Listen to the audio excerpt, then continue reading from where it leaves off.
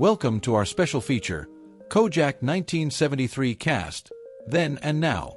The legendary crime drama Kojak captivated audiences with its gripping stories, sharp dialogue, and unforgettable characters. Led by the charismatic Telly Savalas as Lieutenant Theo Kojak, the series became one of the most iconic detective shows of all time. But what happened to the incredible cast who brought these characters to life? In this video, we take a deep dive into the lives and careers of the stars of Kojak, from their early days on the show to where life took them afterward. Some became Hollywood legends, while others made their mark in theater and television. Sadly, we've also lost some beloved cast members along the way, but their legacy lives on. Get ready for a journey through time as we explore the Kojak cast, then and now. George Savalas began his career in theater before transitioning into film and television. In 1965, he had a small role in The Slender Thread, starring Sidney Poitier and Anne Bancroft. Throughout the 1970s, he appeared in films like Kelly's Heroes, The Marcus Nelson Murders, and Capricorn 1, mostly in supporting roles. However, his most notable role came in Kojak, where he portrayed Detective Stavros, a trusted member of Kojak's team. Unlike the more serious and tough characters in the series, Stavros was a quiet, light-hearted, and humorous detective, which made him a fan favorite. During the first 2 seasons, George Savalas used the pseudonym Demosthenes to avoid confusion with his brother, Telly Savalas. Later, he became known under his real name. Over 5 seasons, he appeared in 114 episodes of Kojak. After the show ended in 1978, he took on a few more roles but gradually shifted his focus away from acting, turning instead to music and family life. George Savalas lived a quiet life in California with his wife, Robin, and their 6 children. In addition to acting, he had a passion for music and worked on traditional Greek music projects. By the early 1980s, he had retired from acting completely, dedicating his time to family and business ventures. Unfortunately, he was diagnosed with leukemia and passed away in 1985 at the age of 60. He was laid to rest at Forest Lawn Memorial Park in Los Angeles. His brother, Telly Savalas, frequently spoke fondly of George in interviews after his passing, emphasizing his contributions to the arts. Through his role in Kojak, George Savalas remains a memorable character actor in television history. Daniel Thomas Fraser was born on November 20, 1921, in New York City, and grew up in the working-class neighborhood of Hell's Kitchen. Raised during the Great Depression, he experienced firsthand the struggles of everyday life, which later influenced the way he portrayed law enforcement officers and authority figures with a sense of realism and depth. Fraser's early interest in performance was sparked by the vibrant theater culture in New York. Unlike many actors of his era who moved to Hollywood, he stayed in his home city, building his reputation through stage performances before transitioning to film and television. His career began in the 1950s when live television dramas were at their peak, allowing him to develop strong acting skills on programs like Studio One and Kraft Television Theater. Breakthrough in film and television. Throughout the 1960s, Fraser found steady work in both television and film. He played supporting roles in various shows, often cast as detectives, police officers, or military figures due to his authoritative presence. His credits included guest appearances on Car 54, Where Are You?, The Phil Silvers Show, and Naked City. One of his earliest notable film roles was in Woody Allen's 1969 comedy Take the Money and Run, where he played a police officer, a role that foreshadowed his most famous character. He also appeared in Cleopatra Jones, a popular blaxploitation film, again portraying a tough but just police captain. Captain Frank McNeil in Kojak. In 1973, Fraser was cast as Captain Frank McNeil in Kojak, a role that would define his career. As the captain of Manhattan's 13th Precinct, McNeil was the superior officer to Lieutenant Theo Kojak, Telly Savalas. While Kojak often bent the rules to get results, McNeil served as the voice of reason, maintaining order in the precinct and dealing with bureaucratic pressures. Fraser's portrayal of McNeil struck a balance between being a strict authority figure and a supportive friend to Kojak. The chemistry between Fraser and Savalas was undeniable, and their dynamic added depth to the show. Unlike many police captains in crime dramas, McNeil wasn't just a background character. He had his own struggles, dealing with political interference, departmental red tape, and the challenges of overseeing a team of strong-willed detectives. Fraser appeared in all 5 seasons of Kojak and reprised his role in the TV movie Kojak, The Belarus File. His steady performance made Captain McNeil one of the most respected police characters on television at the time. After Kojak ended, Fraser continued to find work in television. He made guest appearances in popular shows such as Law & Order, The Untouchables, McCloud, and As the World Turns. His natural ability to command a scene ensured that he remained a sought-after character actor well into the 2000s. Fraser was never one to chase fame. Unlike many of his peers, he avoided the Hollywood lifestyle and continued living in New York City, where he remained active in the theater scene. He also mentored younger actors, sharing the knowledge he had gained over decades in the industry.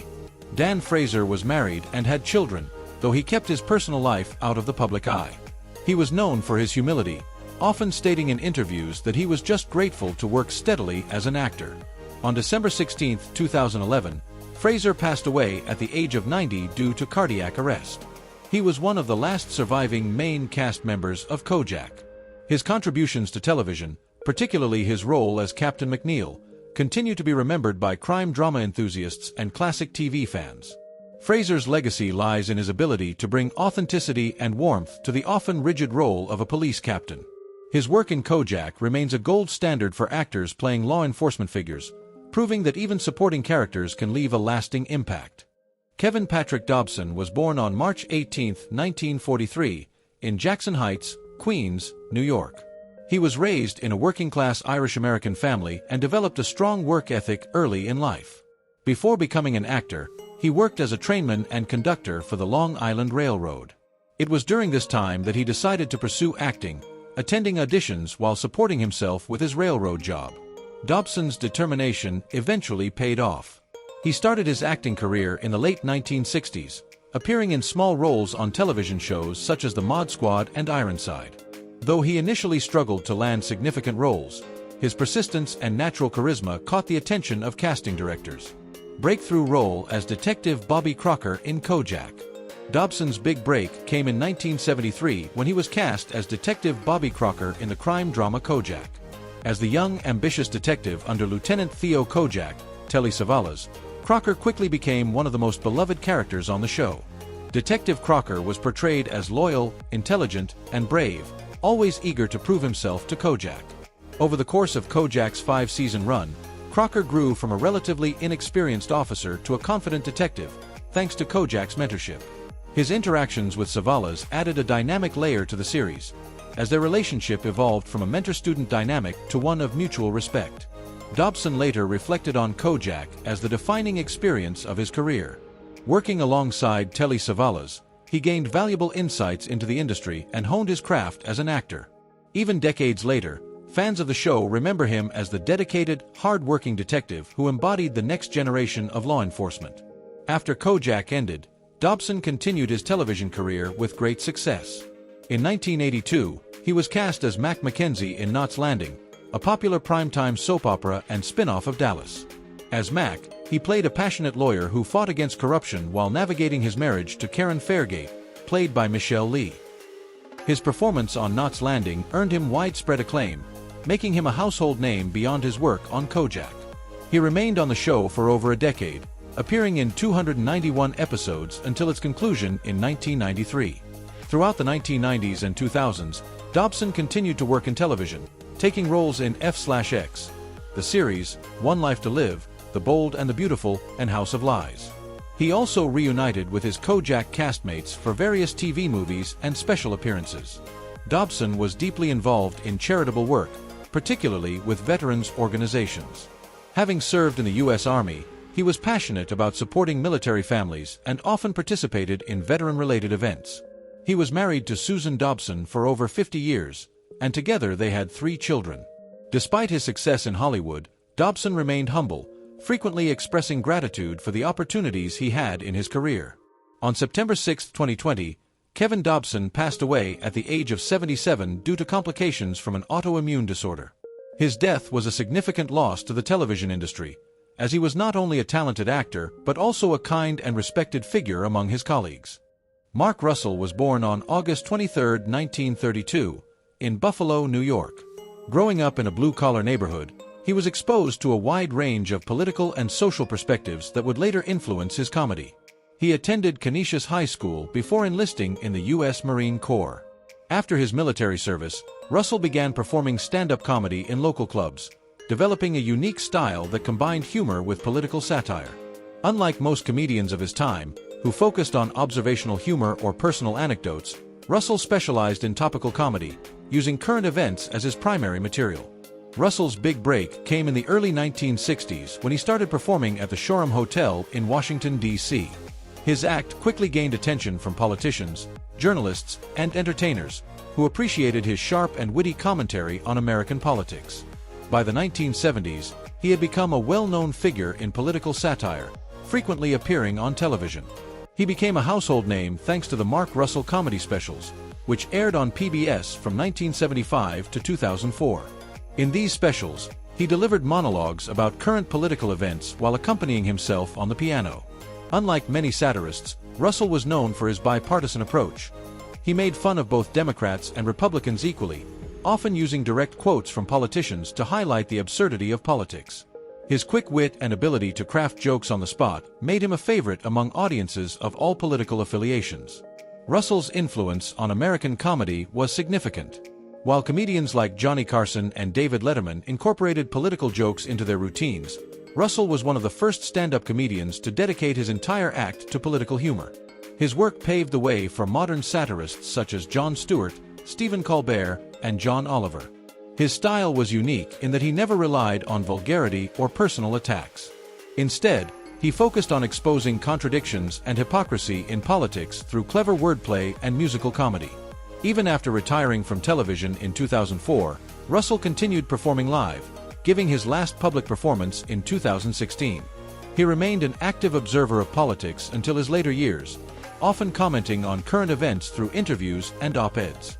Russell was married for over 50 years to his wife, Allison, and they had 3 children. He was known for his kindness and generosity, often mentoring young comedians and advocating for free speech in comedy. On March 30, 2023, Mark Russell passed away at the age of 90 from prostate cancer. His death marked the end of an era in political satire, but his legacy lives on through the comedians he inspired and the countless laughs he brought to audiences over the decades. His ability to make politics entertaining while keeping his humor sharp yet respectful is what made him a legend. Even in today's world of political comedy, Mark Russell remains an influential figure whose legacy continues to shape satirical comedy. Roger Robinson was born on May 2, 1940, in Seattle, Washington. Growing up, he showed an early interest in the arts, particularly theater. He attended Bellevue High School before pursuing higher education at the American Academy of Dramatic Arts in New York City, where he honed his acting skills. In the 1960s, Robinson began his career in theater, performing in regional productions before making his way to Broadway. His early stage work helped him develop a powerful presence, and it was clear that he had a talent for playing complex and deeply emotional characters. Robinson's television career began in the late 1960s, with appearances in popular series such as NYPD and The Bill Cosby Show. His ability to portray both sympathetic and authoritative characters quickly made him a sought-after actor in crime dramas and procedural shows. One of his breakthrough roles came in the 1970s when he was cast in Kojak. While not a main cast member, Robinson played several guest roles throughout the series, portraying different characters in various episodes. His performances stood out due to his commanding screen presence and ability to bring depth to even the smallest roles. Broadway success and awards. Although Robinson had a strong career in television, his true passion remained the stage. In 1972, he became the first African-American actor to play the role of Willie Loman in Death of a Salesman in a major production. This groundbreaking performance earned him critical acclaim and helped pave the way for more diverse casting in American theater. In 2009, Robinson won the Tony Award for Best Featured Actor in a Play for his role in Joe Turner's Come and Gone, a powerful drama by August Wilson.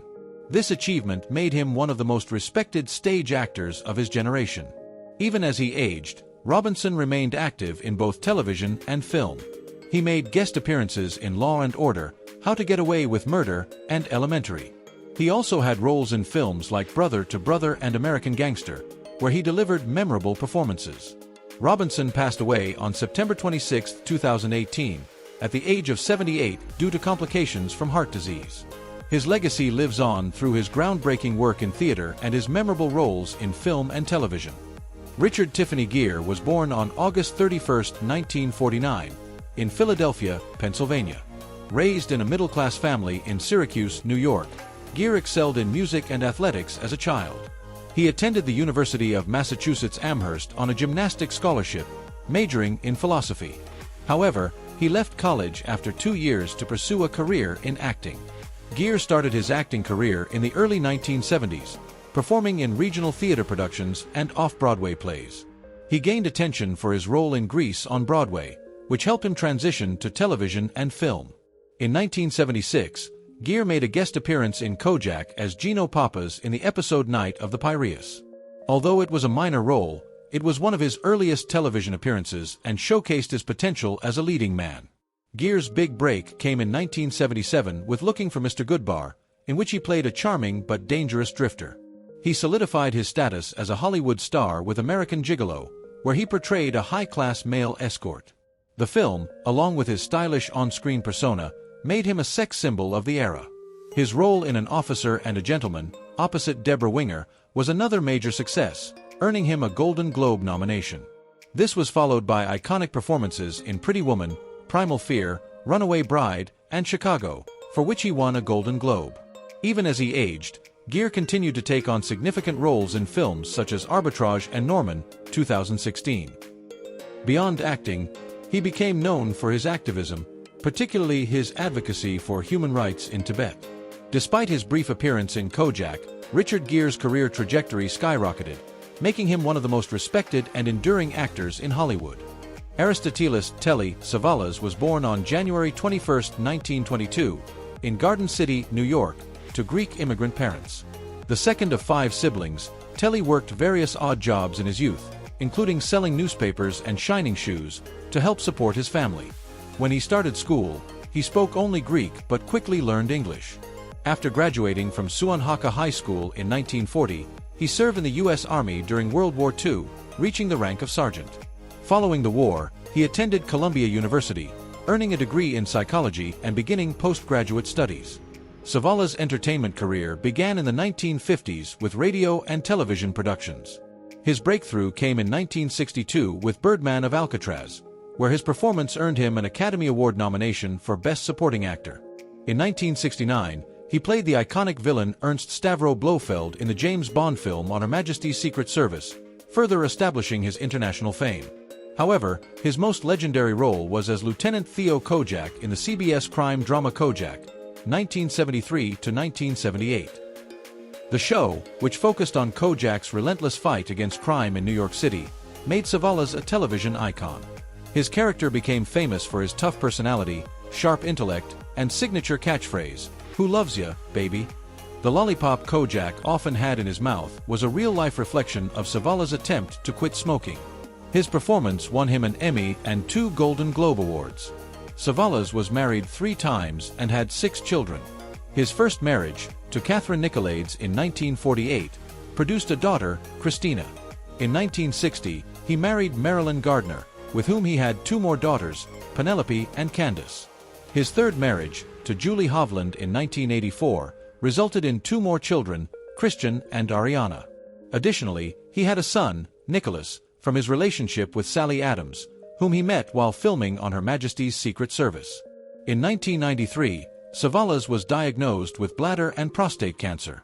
He passed away on January 22, 1994, at the age of 72. He was buried at Forest Lawn Memorial Park in Los Angeles. His funeral was attended by many Hollywood celebrities, including Angie Dickinson, Jennifer Aniston, his goddaughter, Kevin Sorbo, Frank Sinatra, and Don Rickles. Even decades after his passing, Telly Savalas remains one of the most iconic actors in television history, forever remembered as the bald, lollipop-loving detective who captivated audiences worldwide. And that wraps up our look at the cast of Kojak, Then and Now. The legacy of Kojak continues to live on, inspiring crime dramas and detective shows to this day. Whether it was Telly Savalas' iconic portrayal of Kojak, Kevin Dobson's unforgettable performance as Detective Crocker, or the countless guest stars who graced the series, each actor left a lasting mark on television history. Which Kojak star was your favorite? Let us know in the comments below. And if you enjoyed this trip down memory lane, don't forget to like, subscribe, and hit the notification bell so you never miss a video. Until next time, keep the legend of Kojak alive, Because who loves ya, baby?